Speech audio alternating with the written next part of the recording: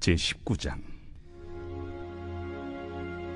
예수께서 이 말씀을 마치시고 갈릴리를 떠나 요단강 건너 유대 지경에 이르시니 큰 무리가 따르거늘 예수께서 거기서 그들의 병을 고치시더라. 바리새인들이 예수께 나와 그를 시험하여 사람이 어떤 이유가 있으면 그 아내를 버리는 것이 옳으니까? 사람을 지으신 이가 본래 그들을 남자와 여자로 지으시고 말씀하시기를 그러므로 사람이 그 부모를 떠나서 아내에게 합하여 그 둘이 한 몸이 될지니라 하신 것을 읽지 못하였느냐. 그런즉 이제 둘이 아니요 한 몸이니 그러므로 하나님이 짝져 주신 것을 사람이 나누지 못할지니라. 그러면 어찌하여 모세는 이혼 증서를 주어서 버리라 명하였나이까? 모세가 너희 마음의 완악함 때문에 아내 버림을 허락하였거니와 본래는 그렇지 아니하니라. 내가 너희에게 말하노니 누구든지 음행한 이유 외에 아내를 버리고 다른 데 장가드는 자는 간음함이니라. 제자들이 이르되 만일 사람이 아내에게 이같이 할진대 장가들지 않는 것이 좋겠나이다. 사람마다 이 말을 받지 못하고 오직 타고난 자라야 할지니라. 어머니의 태로부터 된 고자도 있고 사람이 만든 고자도 있고 천국을 위하여 스스로 된 고자도 있도다. 이 말을 받을 만한 자는 받을지어다. 그때 사람들이 예수께서 안수하고 기도해 주심을 바라고 어린아이들을 데리고 오매 제자들이 꾸짖거늘 어린아이들을 용납하고 내게 오는 것을 금하지 말라. 천국이 이런 사람의 것이니라. 그들에게 안수하시고 거기를 떠나시니라. 어떤 사람이 주께 와서 이르되 선생님이여, 내가 무슨 선한 일을 하여야 영생을 얻으리이까? 어찌하여 선한 일을 내게 묻느냐. 선한 이는 오직 한 분이시니라. 내가 생명에 들어가려면 계명들을 지키라. 어느 계명이오니이까? 살인하지 말라, 간음하지 말라, 도둑질하지 말라, 거짓 증언하지 말라, 내 부모를 공경하라, 내 이웃을 내 자신과 같이 사랑하라 하신 것이니라. 이 모든 것을 내가 지키었사온데 아직도 무엇이 부족하니이까? 내가 온전하고자 할진대 가서 내 소유를 팔아 가난한 자들에게 주라. 그리하면 하늘에서 보화가 내게 있으리라. 그리고 와서 나를 따르라. 하시니 그 청년이 재물이 많음으로 이 말씀을 듣고 근심하며 가니라. 예수께서 제자들에게 이르시되 내가 진실로 너희에게 이르노니 부자는 천국에 들어가기가 어려우니라. 다시 너희에게 말하노니 낙타가 바늘기로 들어가는 것이 부자가 하나님의 나라에 들어가는 것보다 쉬우니라. 제자들이 듣고 몹시 놀라 이르되 그렇다면 누가 구원을 얻을 수 있으리까? 예수께서 그들을 보시며 이르시되 사람으로는 할 수 없으나 하나님으로서는 다 하실 수 있느니라. 보소서, 우리가 모든 것을 버리고 주를 따라 싸운데 그런즉 우리가 무엇을 얻으리이까? 내가 진실로 너희에게 이르노니 세상이 새롭게 되어 인자가 자기 영광의 보좌에 앉을 때 나를 따르는 너희도 12 보좌에 앉아 이스라엘 12지파를 심판하리라. 또 내 이름을 위하여 집이나 형제나 자매나 부모나 자식이나 전토를 벌인 자마다 여러 배를 받고 또 영생을 상속하리라.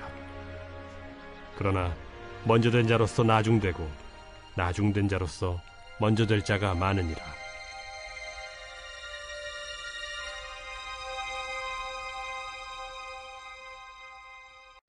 하나님은 태초로부터 지금까지 하나님 자신을 숨겨두시거나 자신을 계시하지 않으신 분이 아닙니다.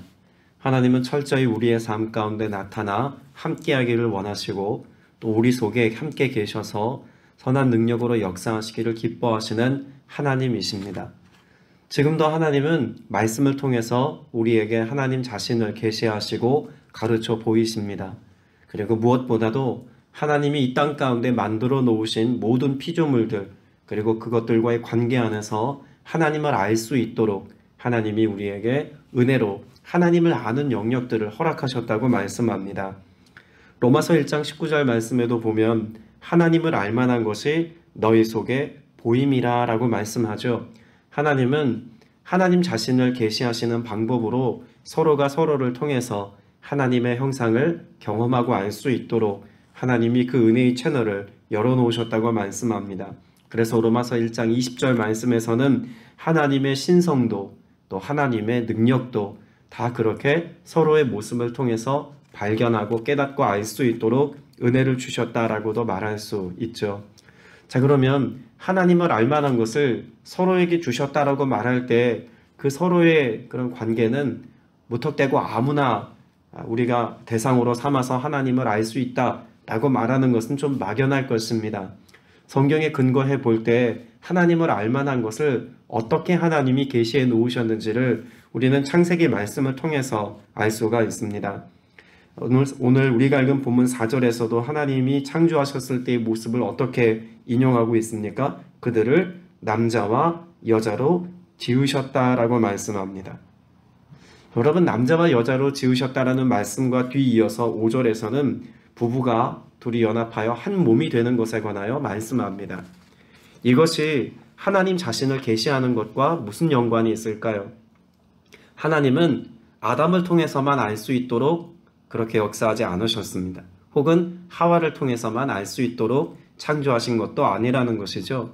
하나님의 온전한 것을 다 알려면 우리는 아담의 계보를 따르는 남자를 통해서, 하와를 통해서도 또 우리는 여자의 모습을 통해서 하나님을 아는 그런 은혜의 방편을 온전하게 누려야 한다는 것입니다. 좀 더 명확하게 말하자면 부부간의 관계 안에서 남편은 아내를 통해서 내가 갖고 있지 않은 하나님의 성품과 하나님의 속성을 발견하고 깨닫고 알고 배워야 합니다.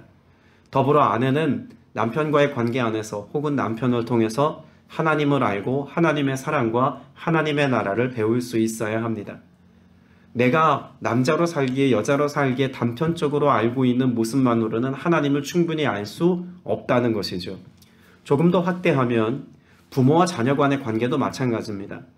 부부가 함께 결혼하여서 생육하고 번성하라는 창조의 원리를 따라서 자녀를 낳고 함께 살아갑니다. 그러면 부모는 자녀를 통해서 무엇을 알아야 합니까? 하나님의 성품을 배우고 하나님의 나라를 알아야 합니다. 그 자녀된 자들은 부모를 통해서 하나님을 알고 하나님의 나라를 경험하는 것이 필요하겠죠.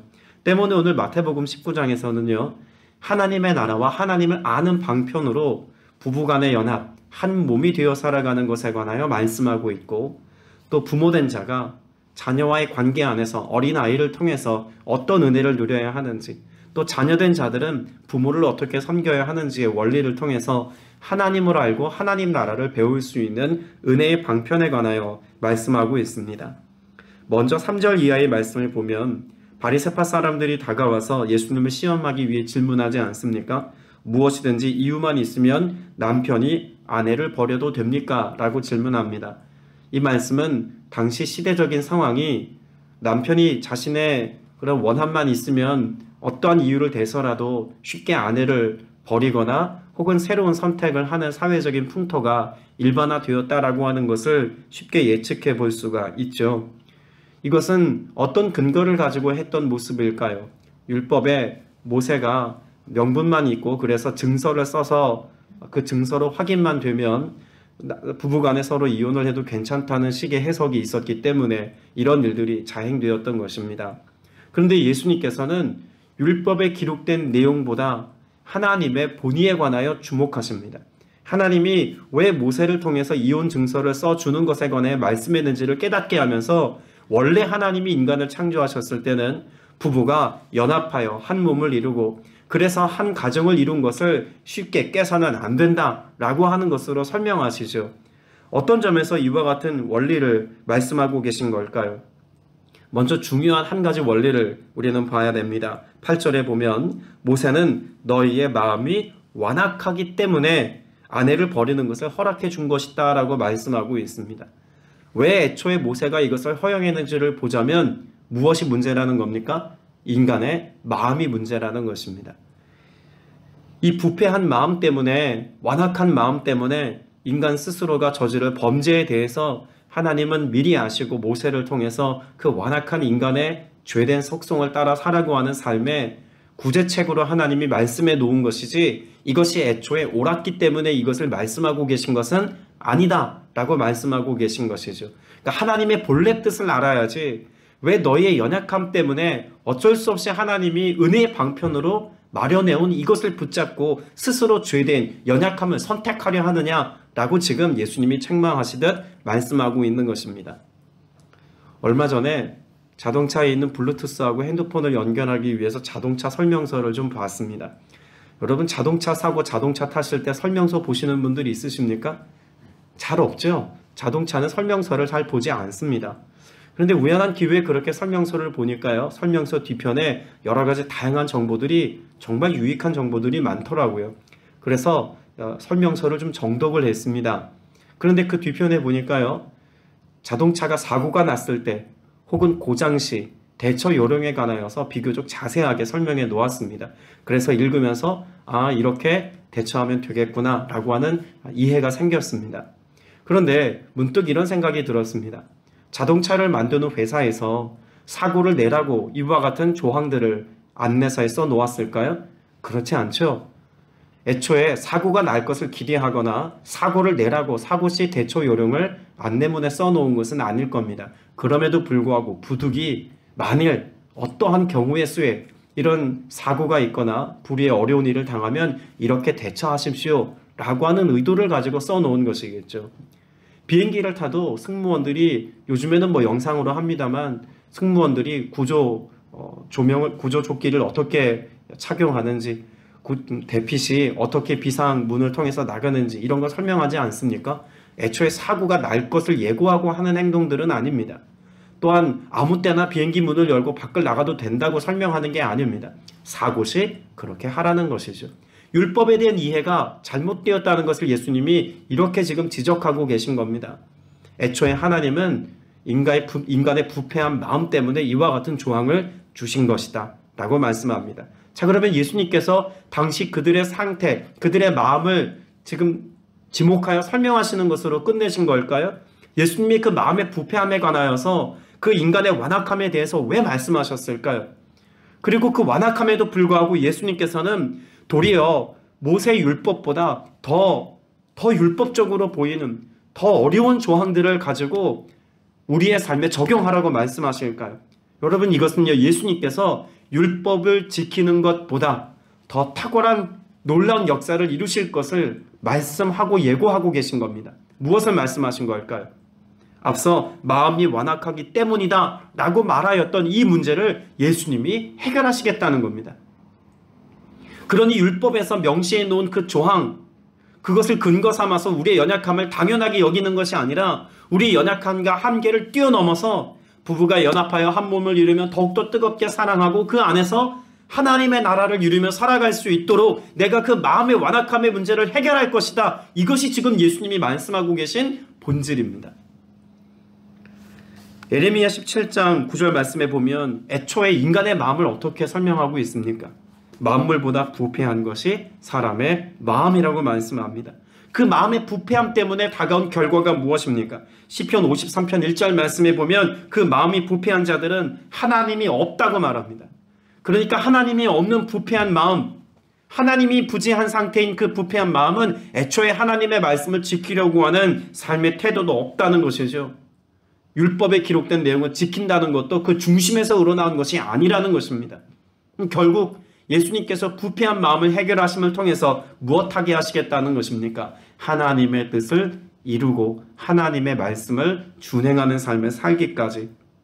그래서 하나님의 나라를 경험하고 하나님의 신성과 하나님의 능력을 경험할 수 있게까지 주님께서 우리의 마음의 영역 가운데 놀라운 변화와 새롭게 하심과 그 하나님의 나라를 우리 마음 가운데 먼저 이루어 누리게 하실 것에 관하여 말씀하고 있는 것입니다. 오늘 저와 여러분 모두가 이와 같은 하나님의 나라를 우리의 삶 속에서 이루기까지 또 경험하기까지 그 마음이 새롭게 되어지는 은혜를 풍성히 누릴 수 있기를 축복합니다. 더불어서 이 부부관계를 통해서 하나님이 말씀하시려고 하는 것, 왜 하나님께서는 왜 한 몸이 된 부부가 깨어지지 않아야 할 것을 말씀하고 있는 걸까요? 애초에 3절부터 6절까지 말씀은 부부에 관한 말씀을 주목하여 말씀하고 있다면 뒤이어 나오는 13절 말씀에서는 어린아이에 관한 말씀이 또 기록되어져 있습니다. 무엇을 염두에 두고 있을까요? 가정을 이루고 살아갈 때 부부간의 모습만이 아니라 부모와 자녀 간의 관계도 이미 마태복음 19장에서는 염두에 두고 쓰고 있는 겁니다. 그러면 부부가 함께 살다가 이혼을 하여서 이혼 증서를 써주고 그렇게 아내를 버리는 일이 만일 생기게 되었다면, 그것을 가정한다면 이 모습을 누구도 함께 보는 겁니까? 자녀들도 함께 보는 겁니다. 그럼 자녀들이 부부간에 그렇게 깨어지는 모습을 본다면 무엇에 대하여 오해하거나 무엇에 대하여 스스로 잘못된 생각을 가질 것을 염두에 두고 있을까요? 하나님 나라입니다. 가정은 하나님께서 부부의 연합을 통해서 하나님 나라를 계시하신 아주 최소한의 공동체입니다.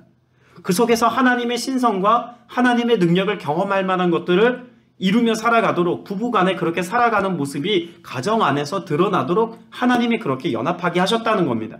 그런데 이 가정이 깨어지게 되면 무엇을 할 수 없게 됩니까? 하나님의 성품인 사랑을 제대로 가르칠 수 없습니다. 하나님의 말씀을 준행하며 지키며 살아가는 삶이 어떠한 것인지 하나님의 본의가 제대로 양육되거나 나타낼 수 없다는 것이죠. 요에서 1장 3절 말씀에 보면 하나님께서는 분명히 자녀들에게 말하고 자녀는 또 그 자녀의 자녀들에게 말하라고 말씀하고 있습니다. 무엇에 관하여 말하는 것을 염두에 둔 걸까요? 하나님의 나라와 하나님입니다.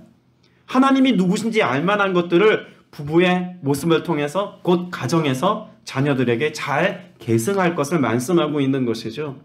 그런데 내가 육체의 즐거움과 만족 때문에 혹은 아주 사소한 이유 때문에 증서 한 장 써주고 아내를 버리는 일이 있다면 그것을 통해서 어떻게 하나님의 통치와 하나님의 보호와 돌봄과 사랑을 설명할 수 있겠습니까? 애초에 가정을 이루기까지 하나님이 이 가정을 이루셨다는 믿음의 기반을 두고 살아간다면 그렇게 할 수 없다는 것이죠. 문제는 모세가 그것을 율법에 허용해 놓은 것이 중요한 것이 아니라 그 마음에 그렇게 하나님을 품고 살아가는 사람이라면 가정 안에서 하나님의 나라가 드러나도록 하나님이 누구신지를 설명하는 삶을 또한 살아야 한다고도 말씀하고 있습니다. 더불어 13절 이후에 어린아이에 관한 말씀을 예수님께서 말씀하시면서 우리가 어제도 하나님께서 어린아이와의 관계 안에서 중요한 영적인 원리들을 가르쳐 주지 않았습니까? 어린아이와 같은 마음으로 하나님과 관계하고 또 어린아이를 대하듯 이웃과의 관계 안에서 사랑을 흘려보낼 것을 말씀합니다. 그런데 오늘 13절 이하에서 또다시 어린아이의 삶을 말씀하고 있는 것은 가정이라고 하는 큰 테두리 안에서 이해해야 합니다. 말씀을 잘 보면은요, 14절 후반부에 어린이들이 내게 오는 것을 허락하고 막지 말아라. 그리고 뭐라고 말씀하나요? 하늘나라는 이런 어린아이들의 것이다. 어린이들의 것이다. 라고 말씀합니다. 자, 그러면 여러분, 이것은 단지 하나님의 나라를 설명하기에 충분한 어떤 어린이들의 상태를 말하는 것이 아니라 도리어 부모에게 지금 말씀하고 가르치고 있다는 점을 생각해 봐야 됩니다. 그럼 예수님께서 부모된 자들에게 이 어린아이를 통해서 무엇을 볼 수 있다고 말하고 있는 겁니까? 하나님의 나라를 볼 수 있다고 말합니다. 그럼 부모들이 자녀들을 양육하고 가르치기만 하는 것을 지금 염두에 둔 것이 아니라 무엇을 염두에 두고 오늘 14절 말씀을 말씀하고 있는 걸까요? 자녀를 통해서 부모가 배워야 할 것이 있다고 말하고 있는 겁니다. 무엇을 배웁니까? 하나님의 나라를 배운다는 것입니다. 부모는 자녀를 통해서 하나님의 나라를 배울 수 있다는 것을 말씀해주고 가르쳐주고 있는 것이죠. 그럼 뭘 자녀를 통해서 배울 수 있을까요? 에베소서 5장 1절 말씀에 보면 하나님을 본받는 자가 되라라고 말하면서 이렇게 설명합니다. 사랑받는 자녀같이 하나님을 본받는 자가 되라. 그러면 사랑받는 자녀, 어린아이들의 삶의 특징이 뭘까요? 부모를 본받음에 있다는 겁니다. 성경에 가지고 있는 어린 자녀들의 삶의 태도는 부모를 본받고 부모의 말씀을 듣고 준행하는 것. 앞서 요에서 말씀을 제가 말씀드렸습니다만 요에서 1장 3절에 자녀가 그 자녀된 자에게 또 계승하고 가르치는 것을 자녀들은 듣고 배우고 본받음의 삶의 태도가 중요하다는 겁니다. 그런 점에서 어린아이들은 하나님과 하나님의 나라를 따르려고 하고 본받으려고 하는 삶의 태도가 있다는 것이죠. 그런 삶의 태도, 내가 주님을 본받는 삶의 태도, 내가 하나님을 본받음으로 살아가는 삶의 태도, 어린아이들을 통해서 이 하나님 나라 원리를, 하나님을 알 수 있는 방식을 너희가 배워야 한다라고 말씀하고 있는 것입니다. 여러분, 배우는 속도가 빨라지려면, 잘 배우려면 먼저 무엇 하면 될까요? 잘 가르치려고 애를 쓰면 잘 배우게 됩니다. 교수 생활을 한 2년 반 정도 하면서 제가 배웠던 삶의 원리입니다. 한 과목을 가르치기 위해서 제가 공부해야 됐던 양은요, 제가 학생 때 그 과목을 공부했을 때 양의 10배, 20배가 됩니다. 제가 한국 교회사를 가르치면서 학생들에게 그 가르치는 과목의 내용을 가르치기 위해서 봤던 책은요, 수십 권에 달합니다. 근데 제가 레포트 쓸 때 학생 시절에 그 과목을 배울 때는요, 불과 서너 권, 네다섯 권 보면서 그 레포트 쓰면 그만이었습니다. 근데 가르치는 사람이 그렇게 할 수 없잖아요. 많은 걸 더 공부하고 많은 걸 더 이해해야 합니다. 여러분, 이 시대에 정말 저출산 시대를 우리는 살고 있습니다. 결혼해서 부모가 자녀를 낳으려고 하지 않습니다. 개인의 기본적인 행복 추구권을 유지한다는 좀 말도 안 되는 그런 개인적인 욕심 때문에 자녀를 낳으려고 하지 않습니다. 전 이것이 영적인 것과도 무관하지 않다고 봅니다. 하나님은 분명히 자녀들을 가르치고 양육함을 통하여서 하나님을 알고 하나님의 나라를 경험할 수 있는 것에 관하여 말씀하셨습니다.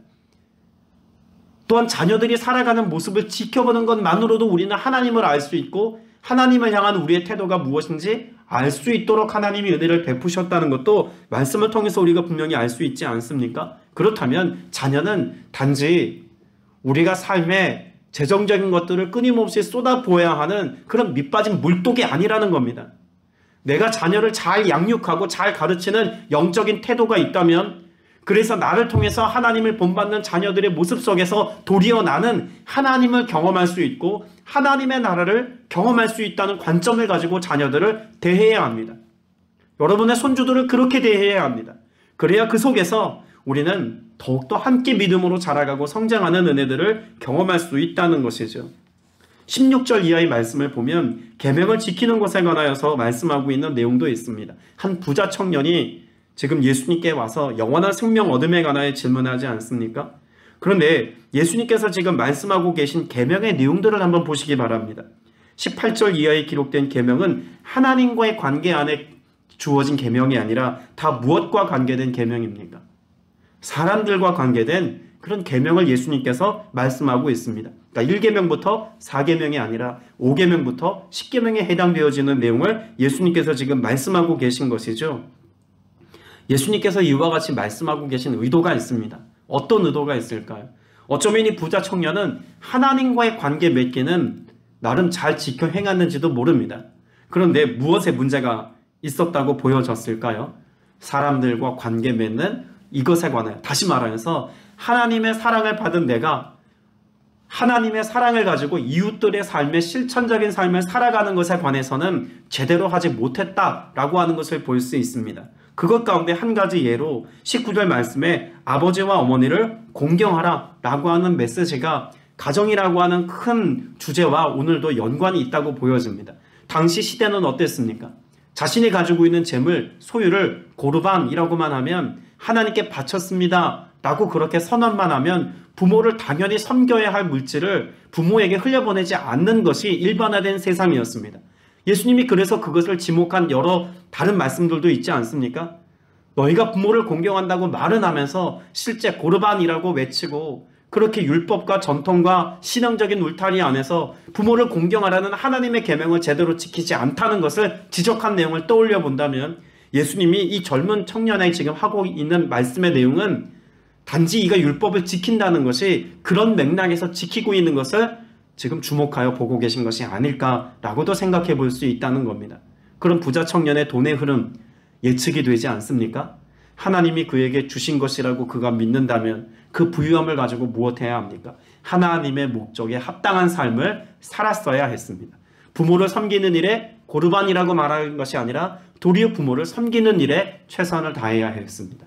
이웃을 정말 사랑했다면 사랑한 그들에게 재정이 흘러가는 것이 중요하다는 것을 말씀하고 있는 것이죠. 삶으로 증명할 수 있는 믿음의 내용이 그에게는 없었다라고도 볼 수 있는 것입니다.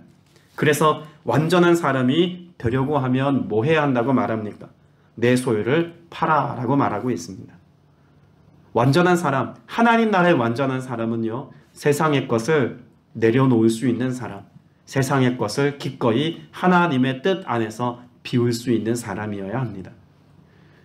이것이 무엇과도 연관이 있을까요? 어린아이들의 모습과도 연관이 있지 않습니까? 하루 종일 모래성 쌓고 놀던 아이들이 모래성에 집착하지 않습니다. 엄마 아빠가 얘들아 가자 라고 하면 기꺼이 자신들이 놀던 그 모든 것들을 다 버려두고 부모를 따라갑니다. 또 기껏 부모가 준 그 모든 것들을 다 가지고 놀다가 망가지고 그래서 실증이 나서 부모에게 구하면 부모가 좋은 것을 주는 것, 이것에 만족하고 내가 소유했던 이전 것들은 기꺼이 버릴 수 있는 용기가 있는 것도 자녀들의 삶의 모습입니다. 그래서 버림에 관하여 말씀하고 있죠. 이후 예수님과 제자들의 대화 가운데도 이 버림이라는 주제는 또다시 등장합니다. 제자들이 예수님께 말하지 않습니까? 우리가 예수님을 따르는 이것을 위해서 모든 걸 다 버렸습니다 라고 말합니다. 근데 버림의 문제만 두고 예수님이 뭐라고 말씀하고 계신 걸까요? 내가 진정으로 너에게 말한다. 28절에 새 세상에서 인자가 자기의 영광스러운 보좌에 앉을 때에 나를 따라온 너희도 12보좌에 앉아서 이스라엘 12지파를 심판할 것이다 라고 말씀합니다. 어떤 이들에게 주어지는 상급이라고 말합니까? 주님을 따르기 위하여서 기꺼이 손에서 놓는 자들, 하나님과의 관계 맺기 안에서 어린아이와 같은 심정을 가지고 살아가는 이들에게 하나님의 나라에서 우리에게 주어질 그 보상과 충분한 은혜가 있다는 것을 분명히 말씀하고 있는 것이죠.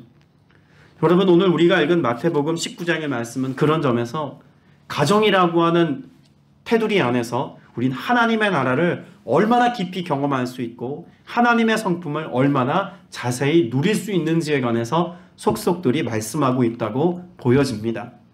여러분, 오늘 이 하루를 살면서 하나님께서 주신 그 은혜를 누리기까지 그저 멀리 있는 사람들에게 복음을 전하는 것이나 또 정말 어려운 이웃들에게 사랑을 실천하는 것에서만 우리가 열심을 내는 삶이 아니기를 소망합니다. 여러분, 온 땅과 온 민족과 열방이라고 말하는 가치를 제가 최근에 듣고서 참 큰 은혜가 되었던 것이 있습니다. 이재철 목사님이 한 자신의 간증을 하면서 했던 말씀의 일부인데, 이 땅끝을 두루 다니며 복음을 전하는 것, 여러분 지구가 둥글다는 것을 한번 생각해 본다면은요, 우리의 땅끝은 어디일 수 있습니까? 온 땅을 돌고 돌아서 마지막으로 돌아온다면 나 자신이 있는 그곳이 땅끝일 수 있다는 이야기를 말씀하시는데 굉장한 은혜가 되었습니다.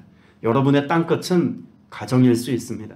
여러분의 땅끝은 나 자신일 수도 있습니다.